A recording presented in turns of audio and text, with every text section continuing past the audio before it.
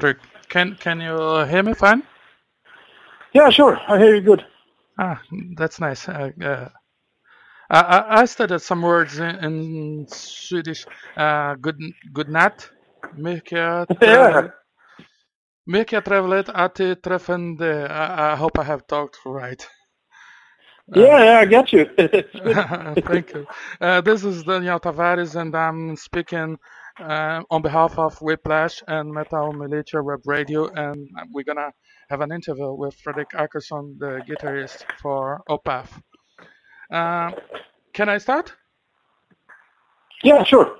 Okay. Just gonna close the door. Families running around and stuff. Okay, good. Okay. So Opeth is coming again to Brazil next month for a one-night-only date in São Paulo, and I would like to ask you, what can Opeth fans expect of this show? We aim to play one song from each album that's been released. We also almost managed to do that. We're playing a track from all the albums apart from the very first one, Orchid, because the set length already is about 2 hours and 15 minutes. So we didn't really have any more time for that. But it has a lot of songs we never played in Brazil before. For instance, like The More and early tracks like Advent and April the 3rd. So it's a lot of stuff for the old school fans, like the more extreme stuff. It's probably like 70% more death metal stuff, and then 30 some song from Damnation. We want to do V-shaped set. We start pretty heavy, then in the mid-space up a little bit, and then we go more aggressive at the end.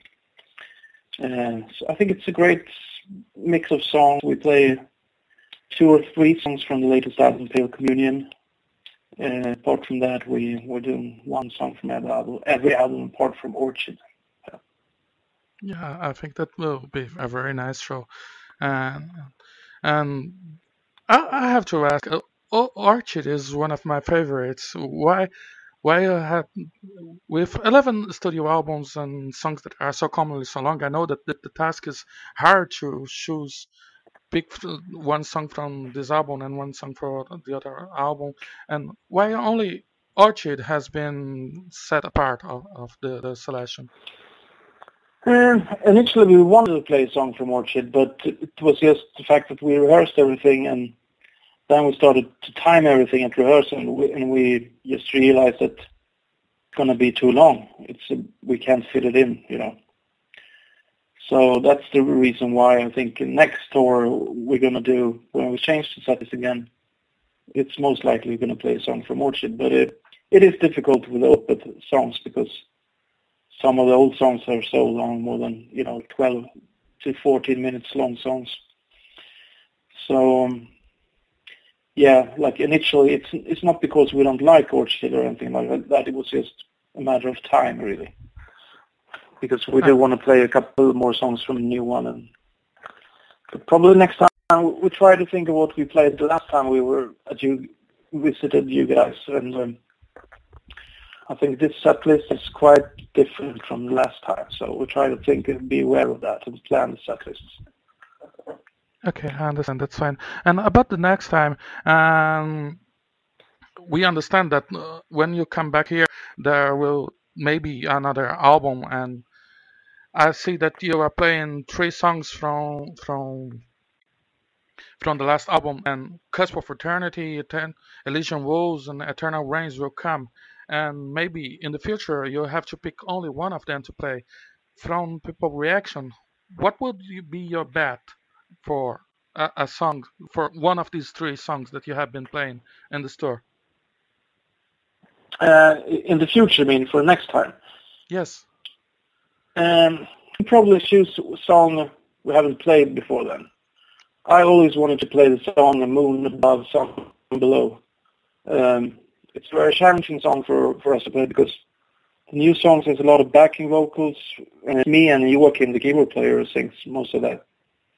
And if the riff goes in a different time signature, I have to sing the vocals in another. You have to kind of split your brain, and it's definitely quite challenging to nail those parts. But it would be probably next time be some song we hadn't played before from Pale Communion. Okay, and you have been in São Paulo twice, I think, but I think you also have never been in other places in Brazil, cities like Rio and Fortaleza. Yeah, Is there? I think it's about. Sorry. Go ahead, please.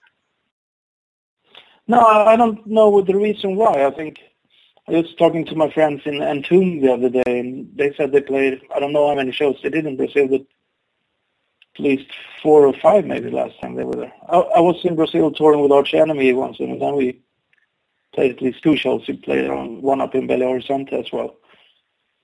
But I don't know the reason why, and it's not that we don't want to play more shows, because we definitely, if we, travel so far, why not play some more dates, But hopefully in the future we can fit in more dates in Brazil. The people from Rio de Janeiro got very enthusiastic when they saw the first picture that you posted on Facebook, which has the Christ the Redeemer, and they really got Okay. upset when they noticed that the show would be only in São Paulo. We hope that. I can totally understand that. I didn't think about that. It's sometimes because we're kind of lazy musicians, we just we mainly focus on playing, and it's the management and stuff like doing that. So I have to blame them. Putting out like a false decoy that we're going to play in Rio with the statue. I can understand that. I'm definitely going to ask them why we're not playing more shows. Okay, And maybe that can generate for some result in the future. that would be nice. And talking about your latest album, Prog Magazine listed it as #1, and I myself have placed it in my best 2014 records in Whiplash. And how have you seen the reception of the album by fans and by critics? It's been really good. I don't. When it comes to reviews, as you said, and the chart positioning, it's been really successful. I think the best charting album in Opeth's history. But and also playing the songs live has been good reception. Really, seems like people dig it, and somehow it works very well with the older stuff, heavier stuff as well. It's a set list a bit more dynamic mood, I think. And I haven't read everything on the internet, but it's usually a lot of bullshit and bad talk on the internet. But it's probably a lot of people who think it sucks. Okay. And that's fine. They can think that too. Okay. And Pale Communion has The Mother, The River, and The Old Man. Can you talk a little more about what are the concepts behind? It's basically a triptychon of life in general, like birth, midlife, and then when you're old, and death, of course, like the journey between birth and death, basically. And there are some Latin quotes on there, but I can't. I think you have to look it up on the internet if you want to dig deeper into those. But it was Michael's idea that he developed with the transfers and the artwork for Opeth since the Life album. And as we did on Heritage, we wanted to go for the more oil type of painting vibe. Apart from this album, it was 3 different paintings for him to do. That's actually why the album got pushed up a little bit. It was supposed to be out a few months earlier than it was released, But that's the basic concept of the artwork. But it's not like a theme with the lyrics that follows through. It's not a concept album, with lyric-wise. No. Okay, and I would like to ask you some questions on behalf of Opeth Brazil fan group. And this is from Diego Jardim, and he asks how is the process of writing today in the band? Where do the ideas come from? Is it something everyone make their contributions, or Michael or Mikael comes with everything partially ready? And how is it? Well, we have whenever we rehearse, we have a demo studio. Basically, Michael has his setup there because he moved away from his house. And I have a studio set up in my apartment. But when Michael writes, he's a bit of a lone wolf, but we did record some ideas together, and I went down there and was listening to, following the development and drums and guitar solos, and did a bit of thinking about, just briefing ideas and stuff. But Michael has a tendency to make really good demos, and I think everybody tries to present ideas and stuff, but if he's in the zone, he has more of a tunnel vision maybe, and that's fine. That's the way he's always operated with Opeth since before I was in the band, but I always try to contribute with ideas, and before we co-written a couple of tracks together, but this time around, what I personally did was creating the solos and stuff like that. Okay, and about Opeth's Homeland, Sweden, But, and recording-wise, I like that. Recording-wise, when we're in the studio, everybody is very involved. That's when we make decisions about sound and different takes. If everybody has a say in the studio, so we're a democratic type of working way when we're in the studio. Okay, that's nice to know. And about Opeth Homeland, Sweden, I have just seen Vikings, the series. How do you see the Vikings culture influence in Opeth's music and in other Swedish bands in general, like Amon Amarth, Arch Enemy, and Tombed? Well, there's a few bands that are more inspired by that, but for me, it is some kind of a heritage. I think I'm very interested in that stuff, the Asa belief, that,